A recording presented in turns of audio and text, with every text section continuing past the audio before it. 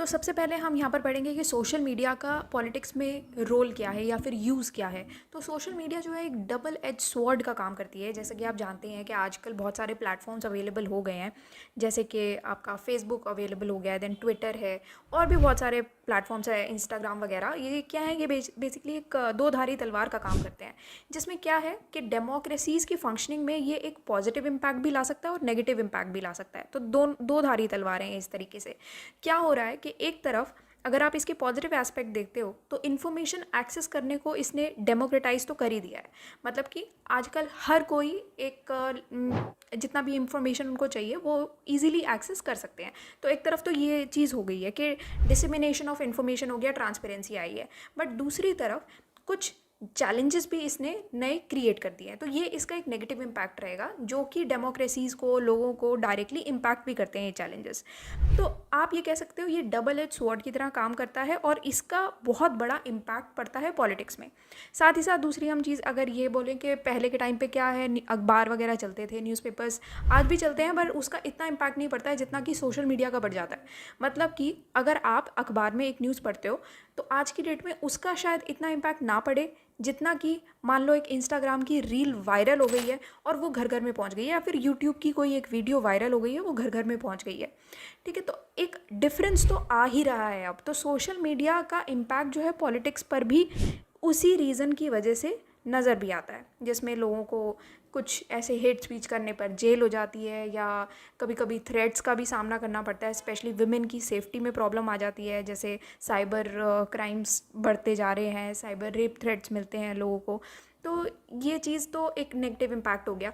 अगर हम पॉजिटिव्स की बात करते हैं तो बहुत सारे ऐसे पॉजिटिव इम्पैक्ट्स हैं सोशल मीडिया के, बेनिफिट्स हैं। सबसे पहले तो इन्फॉर्मेशन आज घर घर में अवेलेबल रहती है, तो डेमोक्रेटाइजेशन हो गया है इन्फॉर्मेशन का। आपकी नॉलेज और बढ़ गई है, कम्युनिकेशन थोड़ा बेटर हो गया है।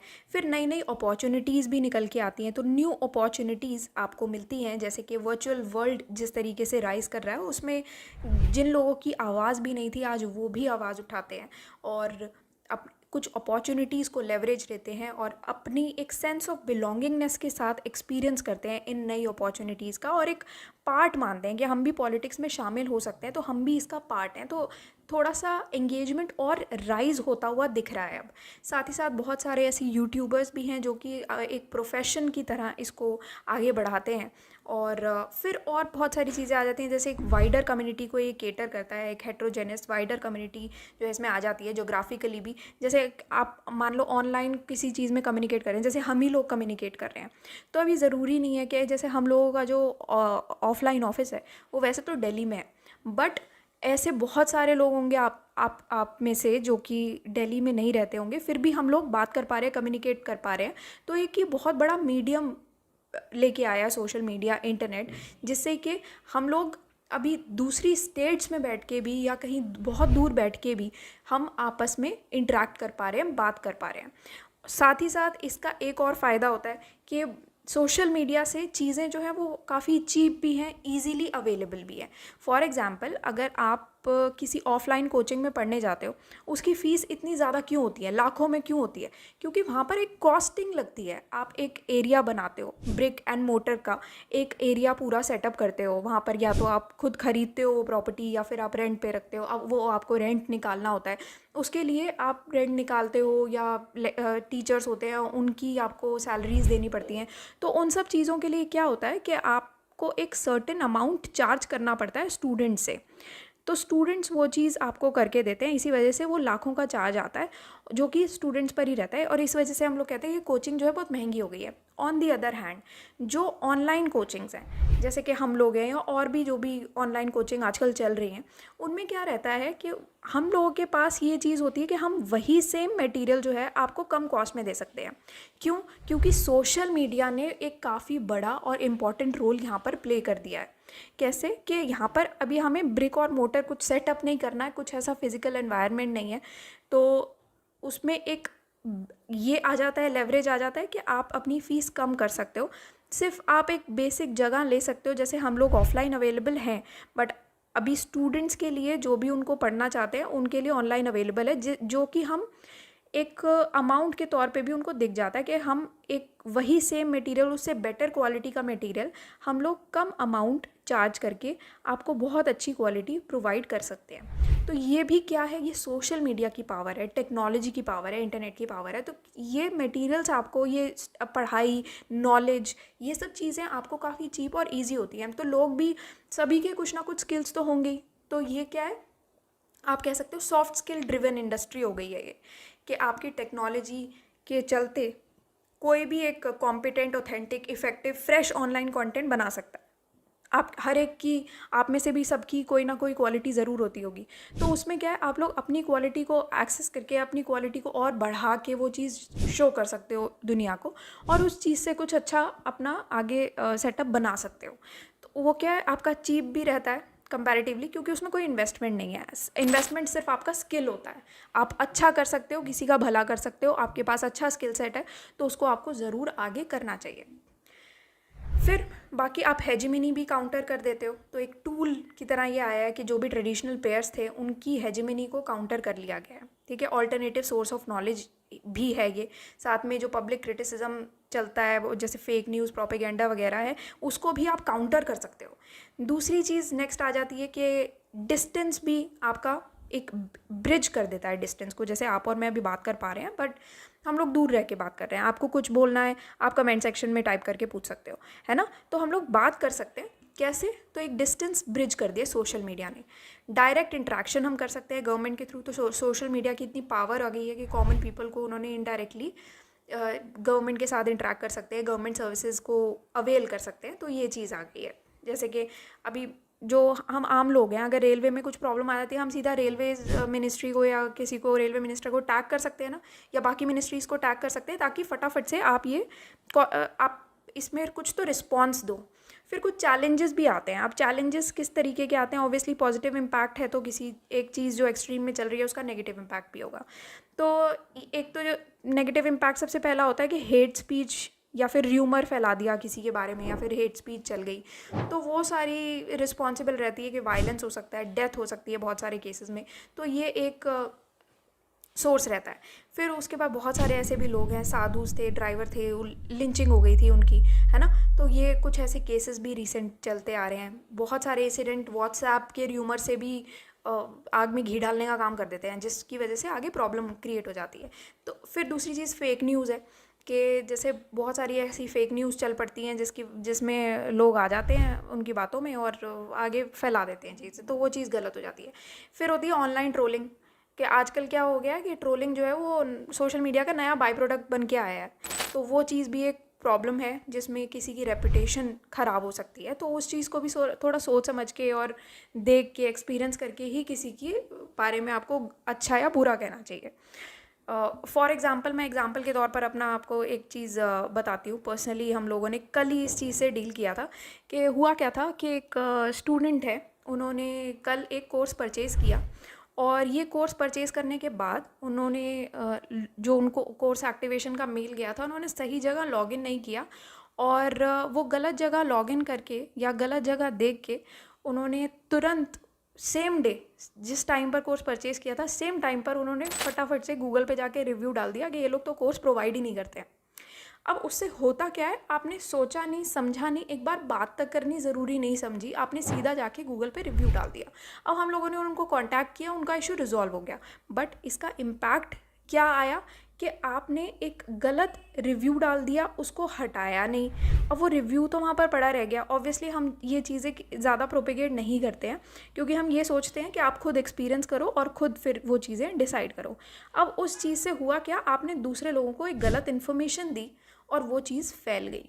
समझ रहे हो आप। तो वो चीज़ एक गलत हो जाता है कि आप जब भी कोई डिसीजन लेते हो, हेस्टिली या फिर एकदम तैश में आके डिसीजन मेकिंग नहीं होनी चाहिए, या फिर किसी की बातों में आके, र्यूमर में आके चीज़ें नहीं होनी चाहिए। आपको खुद एक्सपीरियंस करना चाहिए, खुद उस चीज़ को देखना चाहिए, पढ़ना चाहिए, समझना चाहिए कि कोई चीज़ क्यों हो रही है। ओके।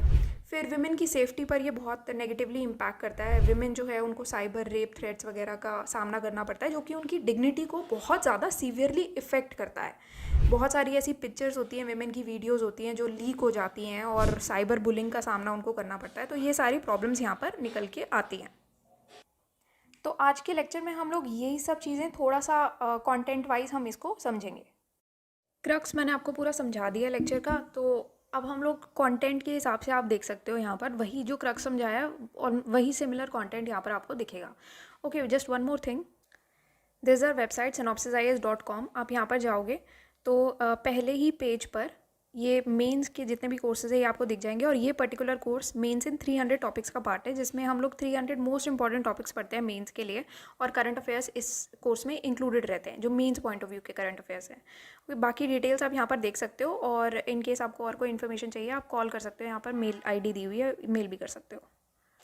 ओके, तो कंटेंट थोड़ा सा हम देखते हैं कि सोशल मीडिया का जो यूज़ है पॉलिटिक्स में वो बेसिकली इसका मतलब ये है कि सोशल मीडिया प्लेटफॉर्म्स का जो यूज़ होता है ऑनलाइन में पॉलिटिकल प्रोसेसेस के लिए, एक्टिविटीज़ के लिए, वो यहाँ पर दर्शाता है। तो सोशल मीडिया के पास इतनी पावर होती है कि वो सिर्फ मैसेज ही नहीं देता बल्कि जो पॉलिटिक्स की पूरी डायनामिक्स होती है वही चेंज कर सकता है, जिसमें करप्शन, वैल्यूज़, डायनामिक्स जो कन्फ्लिक्ट की होती है वो भी पॉलिटिक्स में चेंज कर देता है।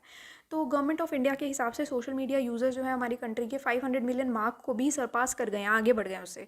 तो अभी जैसा भी ग्लोबल ट्रेंड चल रहा है, सोशल मीडिया का जो यूज़ है इंडियन पॉलिटिशियंस ने काफ़ी ज़्यादा कर दिया है। अपना रूटीन पॉलिटिकल कम्युनिकेशन भी वो डायरेक्टली अपने सपोर्टर से कनेक्ट करने के लिए वो ये सोशल मीडिया का ही यूज़ करते हैं।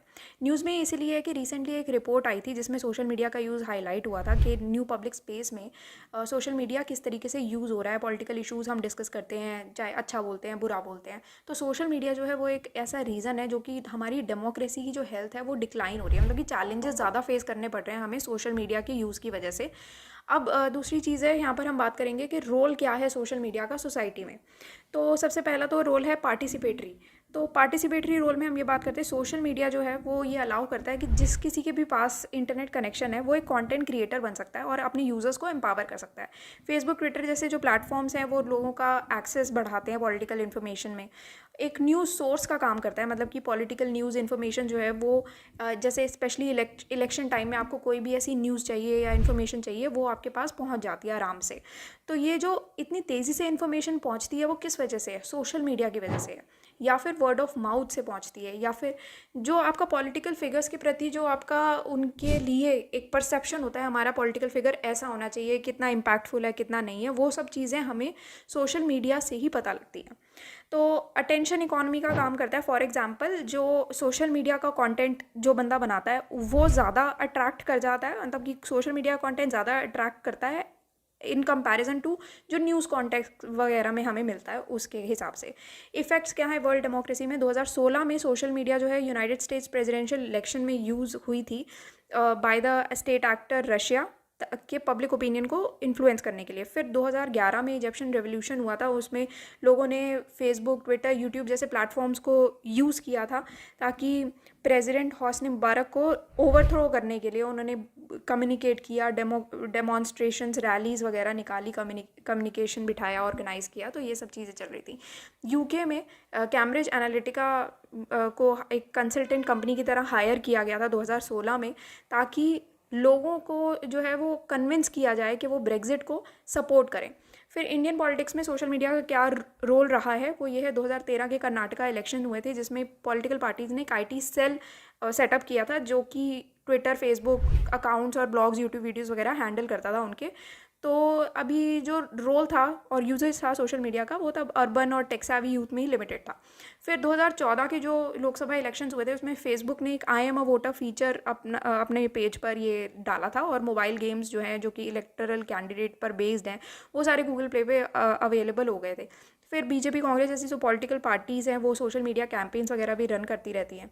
इलेक्शंस पर इसका क्या इम्पैक्ट पड़ता है? सोशल मीडिया का काफ़ी अच्छा खासा इम्पैक्ट पड़ता है इलेक्शंस पर। 2008 से ही बहुत सारे ऐसे इंडिविजुअल्स हैं जिन्होंने सोशल मीडिया के ज़रिए अपना जो न्यूज़ है वो बना रहे हैं, और ये 62% से बढ़ गया है। सोशल मीडिया जो है वो मास मीडिया नेटवर्क से भी कनेक्ट करता है, जैसे कि केबल टेलीविज़न वगैरह से। और ये क्या है, मास मीडिया के जो मैसेजेस हैं उसको और ज़्यादा बढ़ाता है, रीइंफोर्स करता है, पार्टीसन डिवाइड्स को भी परपेट्रेट करता है। फिर सोशल मीडिया जो एक बैंडवैगन इफेक्ट करता है, मतलब कि अगर आपने कुछ बुरा काम कर दिया तो भी वो मल्टीप्लाई होके और बहुत तेज़ी से बढ़ेगा, और अगर आपने कोई अच्छा काम कर दिया तो आपकी सक्सेस भी उतनी ही तेज़ी से एम्पलीफाई होती है, इतनी तेज़ी से आगे बढ़ती है, और बहुत एक बड़े 10x होके आपके सामने लोगों के सामने रखी जाती है। तो चाहे आप बुरा करो चाहे अच्छा करो, वो एक मल्टीप्लिकेशन फैक्टर उसमें इंक्लूड हो जाता है, और वैसे ही वो चीज़ सामने आती है सोशल मीडिया के थ्रू। और जो सोशल मीडिया एल्गोरिदम्स हैं वो एक यूज़र का फेवरेट क्या है, डिसलाइक क्या है, वो सब समझने में थोड़ा सा मदद करती है, और उनकी लाइक्स के बेसिस पर उनके लोग जो है वो कैटर करती हैं। क्रिटिसिज्म ये है कि 4 तरीके के ऐसे सोशल मीडिया 4 वेज़ में काम करता है कन्फ्लिक्ट क्रिएट करने में। कैसे? एक तो कम्युनिकेशन बहुत लिमिट हो जाती है, क्योंकि सोशल मीडिया प्लेटफॉर्म्स में इतनी इजीली इन्फॉर्मेशन अवेलेबल है जो कि मेन स्ट्रीम प्लेटफॉर्म्स पर ही फ्रेम होती है। तो कम्युनिकेशन लिमिट हो जाता है, सोचने समझने की शक्ति भी कम हो जाती है, लोग ज़्यादा सोचते समझते नहीं है, बस देखते हैं ये वायरल हो रही है चीज़, लोगों ने ये कह दिया तो यही होगा। तो लोग अभी खुद नहीं समझने की कोशिश करते उस चीज़ को कि क्या है। सोशल मीडिया साथ ही साथ नई स्टोरी के लिए इनेबल करता है, ये नई स्टोरीज जल्दी वायरल भी हो जाती हैं, और कभी कभी मिस इंटरप्रिटेशन भी हो जाता है, जिसकी वजह से कॉन्फ्लिक्ट बढ़ सकता है। फिर कुछ ऐसी स्ट्रैटेजीज़ होती है सोशल मीडिया अडाप्ट करता है, जो कि एक लीडर का एडमिनिस्ट्रेटिव डायनामिक से फोकस हटा के न्यू मीडिया टेक्नोलॉजी में उसका फोकस ले आता है। फिर नेक्स्ट चीज़ है कि टेक्नोलॉजिकल एडवांसमेंट कम्युनिकेशन में इतनी ज़्यादा बढ़ गई हैं कि लोगों को अभी परसुएड भी किया जा सकता है, जिसकी वजह से करप्शन, स्कैंडल, वायलेंस जैसी चीज़ें भी सोशल मीडिया प्लेटफॉर्म्स पर ईजिली हो जाती हैं। सोशल मीडिया जो है वो पॉपुलिस्ट पॉलिटिक्स को एक इनेबल करता है कि कैसे हेट स्पीच है, एक्सट्रीम स्पीच है, वो ऑनलाइन स्पेसेस में कैसे बढ़ जाती हैं। तो वो सारी चीज़ें आती हैं। फिर पॉलिटिकल डिस्कोर्स जो है वो नए लॉज देख रहा है, मिस इन्फॉर्मेशन आ जाती है, लोग एक दूसरे की बेइज्जती करते हैं। तो ये सारी चीज़ें जो है कुछ नेगेटिव एस्पेक्ट्स हैं सोशल मीडिया के, जो कि बहुत गलत तरीके से सामने लाई जाती हैं। फिर कौन से ऐसे स्टेप्स हैं जिसकी वजह से हम सोशल मीडिया को रेगुलेट कर सकते हैं? तो 2013 में इलेक्शन कमीशन ऑफ इंडिया ने कैंडिडेट्स को ये इंस्ट्रक्ट किया था कि वो जो भी आपके सोशल मीडिया अकाउंट्स हैं वो आप नॉमिनेशन भरते टाइम आप सारी डिटेल्स अपनी देंगे। फिर एक स्पेशल सोशल मीडिया एक्सपर्ट जो है वो media certification and monitoring committee में ऐड हुआ था, ताकि वो सोशल मीडिया और रिपोर्ट वायलेशंस को मॉनिटर करे। फिर वॉलेंट्री कोड ऑफ एथिक्स जो है वो 2019 के लोकसभा इलेक्शंस में लाया गया था, जिसमें free, fair and ethical use of social media platforms को इंश्योर करने की बात की थी। 2019 इलेक्शन में व्हाट्सएप ने एक टेलीफोनिक टिप लाइन इंट्रोड्यूस की थी, ताकि यूज़र्स जो हैं वो कोई भी अगर ऐसी फेक न्यूज़ दिखती है या मिसलीडिंग कॉन्टेंट दिखता है और तो वो चीज़ रिपोर्ट कर पाए। ट्विटर ने भी अपनी जो पॉलिटिकल एड्स पॉलिसी और एड्स ट्रांसपेरेंसी सेंटर है उसको एक्सपैंड किया था। वे फॉरवर्ड और कंक्लूड करते हुए हम यही कहेंगे, देखो इसको, कि सोशल मीडिया ने ये चेंज तो किया है कि कैसे पॉलिटिक्स ऑर्गेनाइज हो सकती है और कंडक्ट हो रही है इंडिया में, बट ये पॉलिटिक्स को साथ ही साथ और डेमोक्रेटाइज करने में भी हेल्प करता है, पॉलिटिकल लैंडस्केप को री एनर्जाइज करता है। ऑन दी अदर हैंड ये एथिकल डायलेमास जो है पॉलिटिक्स में उसको भी प्रोलिफरेशन उसका करता है। तो पॉजिटिव इम्पैक्ट भी है, नेगेटिव इम्पैक्ट भी है, दोनों ही चीज़ें यहाँ पर देखी गई हैं। तो यही था इस पूरे टॉपिक में। नेक्स्ट लेक्चर में हम नेक्स्ट टॉपिक पढ़ेंगे कि आइडेंटिफिकेशन ऑफ माइनॉरिटीज़ के बारे में। So that's all for today and thank you for watching the lecture.